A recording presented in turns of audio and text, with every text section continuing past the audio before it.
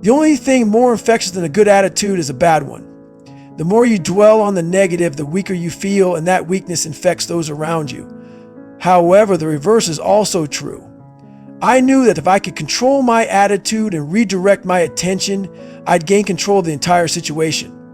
I was disappointed, but I wasn't surprised that my knee gave out.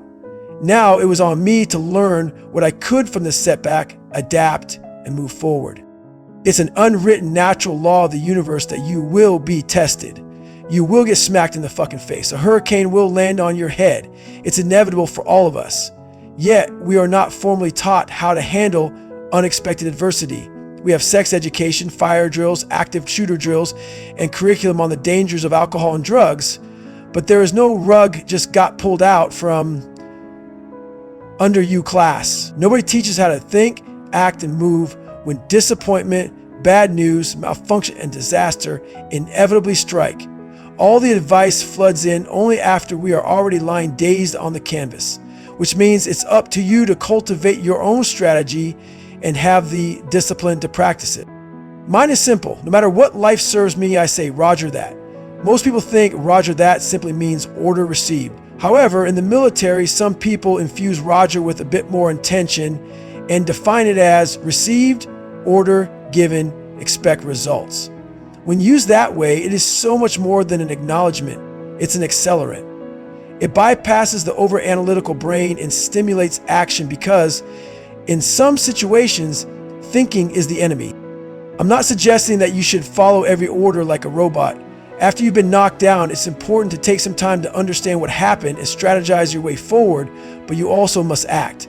If you stay stalled out, sifting through the wreckage, you may find that you've been swallowed by it. We all love comeback stories because they teach us that setbacks have the power to propel us forward to our greatest successes.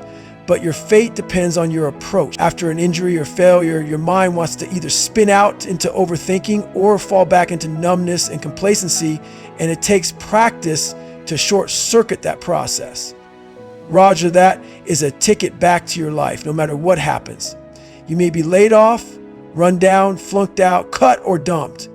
You could be a stressed out, bullied young kid, an overweight veteran with no prospects, or simply handed a pair of crutches and told to sit tight on the sidelines for as long as it takes to heal. The answer is always Roger fucking that. Scream it out loud. Tell them all that you heard what they had to say and that they can expect your very best in return. And don't forget to smile. A smile that reminds them that you are most dangerous when you're cornered. That is how you respond to a setback. It's the most efficient way to deal with adversity and come out clean. And having a target allowed me to strategize and prioritize. It wasn't just about healing. Whenever something sets me back, I always set a goal, something tangible to shoot for, that keeps me task-oriented and prevents me from being consumed by the sorrow of whatever's going on. But it's important that your goal isn't too readily attainable. I like to set audacious goals during dark times. Too often, motherfuckers are convinced that they are challenging themselves by aiming to accomplish something they've done countless times before. I hear it whenever someone comes to me for training advice, which is a lot. Spoiler alert, it rarely goes the way they'd hoped. Recently, someone asked me how to best prepare for a half marathon. Why the fuck are you running a half marathon? I asked. You're already training, so why not a full marathon? He tripped over his tongue trying to come up with a satisfying answer, but I already knew why. He was training for something he knew he could do. I'm not picking on him. That's how most of the world operates. Very few individuals step outside the box and attempt to stretch their limits. They rule out the spectacular by default. They put a hard cap on their own performance way before game day. The fact that I'd put Moab out there would keep me dreaming big through the drudgery of rehab, and it also set me up for the possibility of doing something special. It didn't guarantee it, not by a long shot. My body would have to respond to all my effort and commitment. I'd have to prove that I could run long distances again in order to make it to that starting line. But if all of that lined up, I would be rewarded with a unique and rare opportunity. That is to come back from injury and earn redemption in Moab. The fact that I believed that I was capable of that, despite my condition, gave me confidence and strength that was mine to keep, strength I could rely on even if it turned out that my rehab went nowhere and became clear that I couldn't run like I used to. That was my worst case scenario, and if it happened, I already knew what I would do. I'd set another unreasonable goal and get back to work. During my long days of rehabilitation, I envisioned what the immediate future might bring, starting with the worst case scenario and working forward from there. Locking eyes with the worst case is always my starting point in any endeavor because it removes the fear of failure, prepares me for any and all outcomes, and keeps me leaning net positive from jump. Whatever happens to us in life, we must aim to keep things net positive. When you have a shitty day, it's tempting to call it an early night and try to forget about it. But if you go to bed in the red, chances are you'll wake up that way. And all too often, that type of negativity snowballs. When your entire day is fucked up, make sure that you achieve something positive before lights out.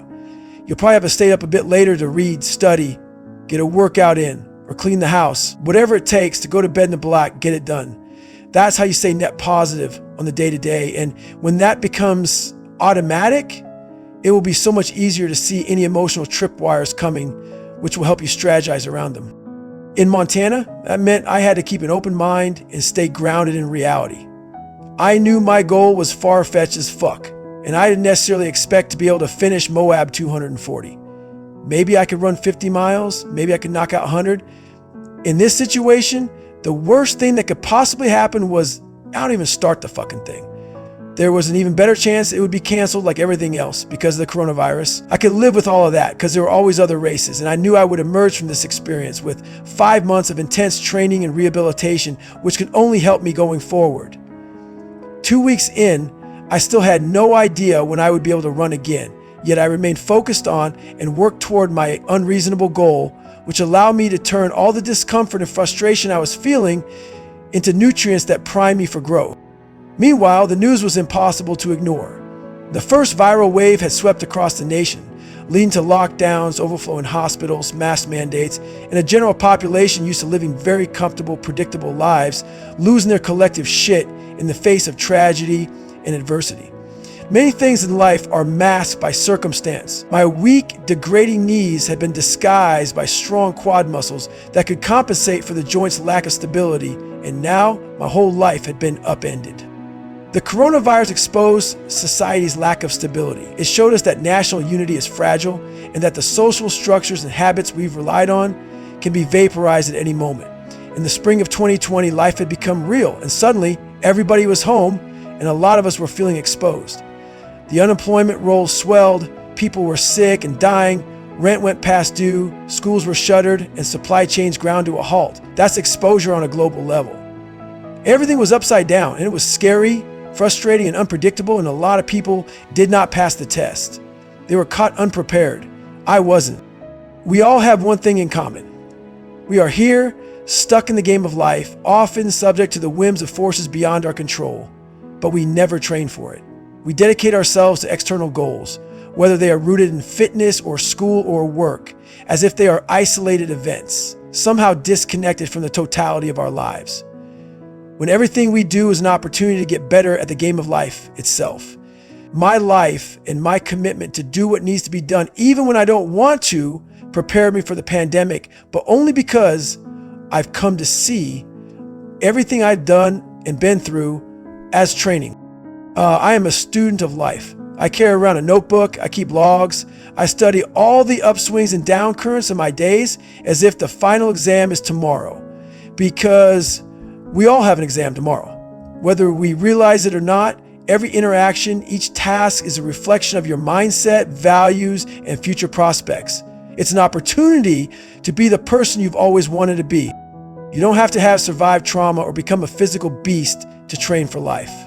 We've all been challenged physically, emotionally, intellectually, and we've all faltered. Don't be shy about digging through your lost archives.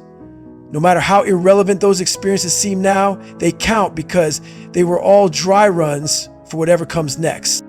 This awareness that everything we do is merely training for the next episode is like a filter that expands your perception. When you get assigned something at work or school that you don't want to do, step into a conflict you didn't see coming, someone close to you gets sick or dies, or a relationship falters, you will see these challenges as new chapters in life's textbook, which you can study to make sure that the next season of loss won't be such a kick in the knees, not just for you, but more so for the people around you. We all know that training is required to make the cut in competitive sports, get into the best schools, and compete for the most coveted jobs, because that's what it takes to be prepared. If the pandemic proved one thing, it's that everyone can be better prepared to handle life's sudden, dark twists. After a month of intense rehab, I went for a 3-mile run to evaluate how far I'd come. While my pace was pedestrian, I was shocked at how different my stride felt. I had always had more of a scooting running style, unable to stride it out.